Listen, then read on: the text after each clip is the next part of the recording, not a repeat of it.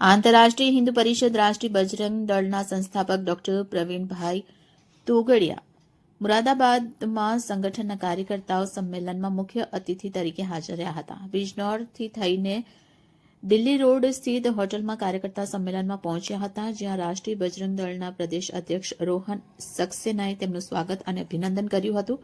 તેમણે ચિકિત્સકોને આંતરરાષ્ટ્રીય હિન્દુ પરિષદની સૌથી મોટી સેવા પ્રકલ્પ ઇન્ડિયા હેલ્થ લાઇન ને હિન્દુ હેલ્પલાઇન વિશે જાણકારી આપી હતી અને કહ્યું હતું કે લાઇફસ્ટાઇલ જો ચેન્જ કરવામાં આવે તો લોકો પોતાને રોગમુક્ત નિરોગી બનાવી શકે છે. તેમણે જણાવ્યું કે દરરોજ એક હિન્દુ ગરીબ પરિવારને નિઃશુલ્ક વિનામૂલ્યે ઓપીડી કરવામાં આવે છે. મુરાદાબાદમાં લાંબા સમયથી નિઃશુલ્ક સ્વાસ્થ્ય પ્રશિક્ષણ અને પરામર્શ સેવા શિબિર ચલાવી રહ્યા છે. તેમણે ચિકિત્સકો સાથે ઇન્ડિયા હેલ્થ લાઇનમાં જોડાઈને ગરીબ હિન્દુઓની મદદ કરવાની કાર્ય કરવાનું આહવાન કર્યું હતું.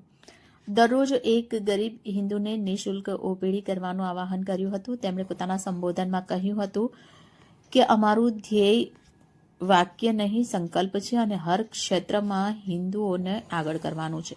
જો કોઈ હિન્દુ પોતાની જાતને અસુરક્ષિત ફીલ ન કરે તેના માટે રાષ્ટ્રીય બજરંગ દળ સદૈવ કાર્ય કરવા માટે તત્પર રહેશે. તેમણે જણાવ્યું કે મુરાદાબાદથી શ્રી રામ જન્મભૂમિ આંદોલનની જે એમણે નીમ રાખી હતી તેમાં શ્રી રામ જન્મભૂમિ આંદોલન વિશ્વ હિન્દુ પરિષદ અશોક સિંગલ સંત સમાજને આપ્યું હતું, જેનું નેતૃત્વ તેમણે કર્યું હતું.